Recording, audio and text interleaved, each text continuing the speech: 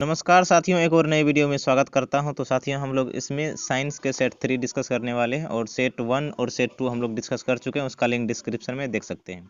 तो बिना देरी के बढ़ते हैं प्रश्न की ओर। पहला प्रश्न है, 2D क्षमता वाले लेंस का फोकस अंतर होता है। 2D क्षमता वाले लेंस का फोकस अंतर कितना होगा?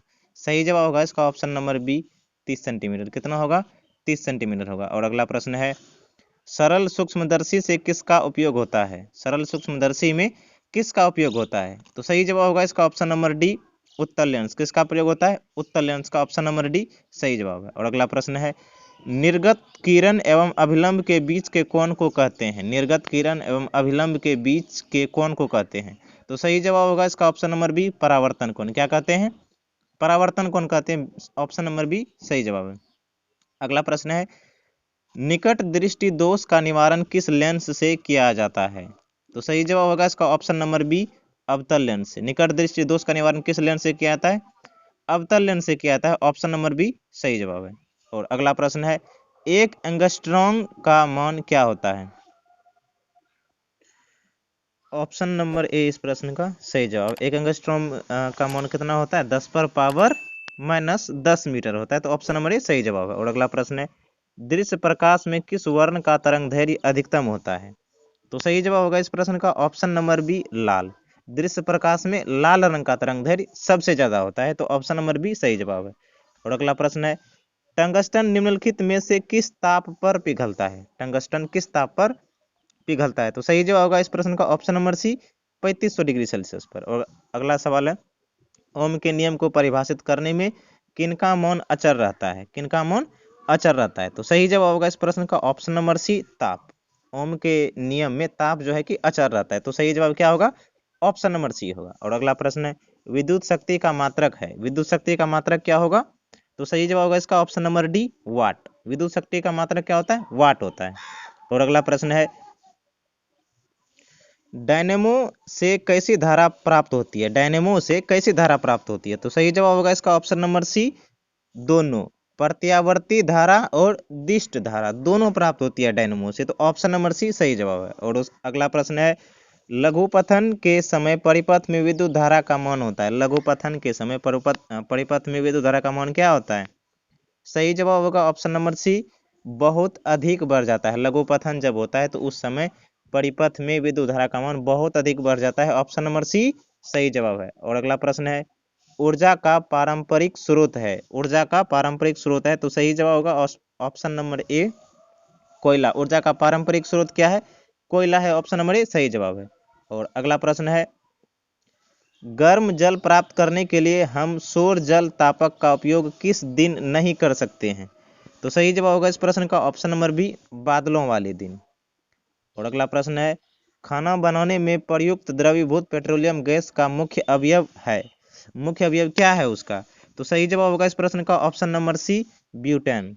खाना बनाने में जो हम लोग द्रवीभूत पेट्रोलियम गैस का उपयोग करते हैं उसका प्रमुख अवयव क्या है? तो सही जवाब होगा इसका ऑप्शन नंबर सी, ब्यूटेन। और अगला प्रश्न है, निम्न में से कौन अवकारक है? निम्न में से कौन अवकारक है? तो सही जवाब होगा इसका option number D, H2S। H2S hydrogen sulphide. और अगला प्रश्न है, श्वसन किस प्रकार की रासायनिक अभिक्रिया है? श्वसन किस प्रकार की रासायनिक अभिक्रिया? सही जवाब होगा इसका ऑप्शन नंबर सी, ऊष्मक्षेपी अभिक्रिया। क्या है? ऊष्मक्षेपी अभिक्रिया। और अगला प्रश्न है, निम्न में से पीएच का कौन सा मान क्षारक विलयन का मान देता है? निम्न में से पीएच का कौन सा मान क्षारक विलयन का मान देता है? तो सही जवाब होगा इस प्रश्न का ऑप्शन नंबर डी, 13। क्या होगा? क्षारक विलयन का मान देता है तो पीएच मान क्या होगा? Option number D, 13। और अगला प्रश्न है, निम्न में से कौन आयनिक यौगिक है? निम्न में कौन आयनिक यौगिक है? तो सही जवाब होगा इस प्रश्न का option number C, CaCl2 calcium chloride. और अगला प्रश्न है, कोई विलयन लाल लिटमस पत्र को नीला कर देता है तो इसका पीएच संभवतः क्या होगा? लाल लिटमस पत्र को नीला कर देता है तो पीएच मान क्या होगा इस प्रश्न का? तो सही जवाब होगा ऑप्शन नंबर डी, पीएच मान क्या होगा? 10 होगा। और अगला प्रश्न है, सिलिका क्या है? सिलिका क्या है? तो सही जवाब होगा इसका ऑप्शन नंबर बी, अधातु। सिलिका क्या है? एक प्रकार का अधातु है। तो ऑप्शन नंबर बी सही जवाब है। और अगला प्रश्न है, जब सोडियम हाइड्रोक्साइड जिंक से अभिक्रिया करता है तो कौन सा उत्पाद बनता है? जब सोडियम हाइड्रोक्साइड को जिंक से अभिक्रिया कराएंगे तो कौन सा उत्पाद बनेगा? तो सही जवाब होगा इस प्रश्न का option number D, Na2ZNO2 plus H2 बनेगा। और अगला प्रश्न है, कौन सा धातु कमरे के ताप पर द्रव होता है? कौन सा धातु कमरे के ताप पर द्रव होता है? तो सही जवाब होगा इस प्रश्न का ऑप्शन नंबर ए, ब्रोमीन। ब्रोमीन जो है कमरे के ताप पर द्रव में होता है। और अगला प्रश्न है, सबसे कठोर प्राकृतिक पदार्थ है? तो सही जवाब होगा इसका option number D. Option number D, हीरा जो है सबसे कठोर प्राकृतिक पदार्थ है, तो ऑप्शन नंबर डी सही जवाब है। और अगला प्रश्न है, इथेन का आणविक सूत्र C2H6 है, इसमें कितने सहसंयोजक आबंध हैं? तो सही जवाब होगा इस प्रश्न का option number B. Option number B इस प्रश्न का सही जवाब होगा, 7 सहसंयोजक आबंध है। कितने सहसंयोजक आबंध है? तो 7 हैं। और अगला प्रश्न है, अक्रिय तत्व कौन है? अक्रिय तत्व कौन है? तो सही जवाब होगा इस प्रश्न का ऑप्शन नंबर बी, हीलियम। अक्रिय तत्व कौन है? हीलियम है यहाँ पे। और अगला प्रश्न है, आवर्त सारणी के शून्य समूह का तत्व है? आवर्त सारणी के शून्य समूह का तत्व है, तो सही जवाब होगा इस प्रश्न का option number B, helium. He से हीलियम का जो संकेत होता है। और अगला प्रश्न है, कवक में पोषण की कौन सी विधि है? कवक में पोषण की कौन सी विधि है? तो सही जवाब होगा इस प्रश्न का ऑप्शन नंबर बी, मृतजीवी। कवक में पोषण की कौन सी विधि है? तो मृतजीवी पोषण है।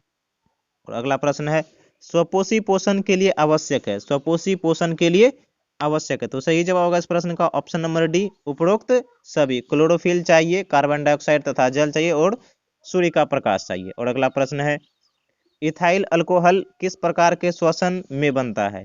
इथाइल अल्कोहल किस प्रकार के श्वसन में बनता है? तो सही जवाब होगा इस प्रश्न का ऑप्शन नंबर बी, अवायवीय। इथाइल अल्कोहल किस प्रकार के श्वसन में बनता है? तो अवायवीय श्वसन में बनता है। ऑप्शन नंबर बी इस प्रश्न का सही जवाब होगा, ये ध्यान रखना है। और अगला प्रश्न है, तंत्रिका तंतु की उत्पत्ति किस प्राथमिक ऊतक द्वारा होता है? किस प्राथमिक ऊतक द्वारा होता है? तो सही जवाब होगा इस प्रश्न का ऑप्शन नंबर सी। क्या होगा? Option number C, endoderm. किस ऊतक द्वारा होता है?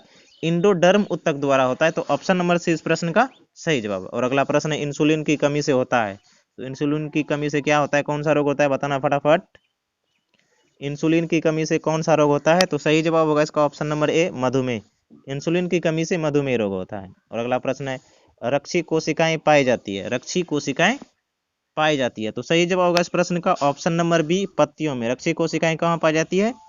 पत्तियों में पाई जाती है। और अगला प्रश्न है, पुष्पी पौधे में लैंगिक जनन किनके द्वारा होता है?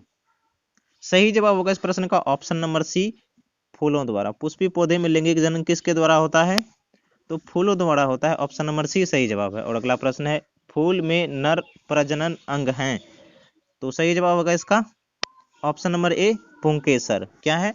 नर जनन अंग क्या है फूल में? तो पुंकेसर है। और अगला प्रश्न है, जीन शब्द की प्रस्तावना किसने की थी? जीन शब्द की प्रस्तावना किसने की थी? तो सही जवाब होगा इस प्रश्न का ऑप्शन नंबर डी, इनमें से कोई नहीं। जीन का किसने? इनमें से कोई नहीं। और अगला प्रश्न है, विकासीय दृष्टि से हमारी किससे अधिक समानता है? विकासीय दृष्टि से हमारी किससे अधिक समानता है? तो सही जवाब होगा इस प्रश्न का ऑप्शन नंबर ए,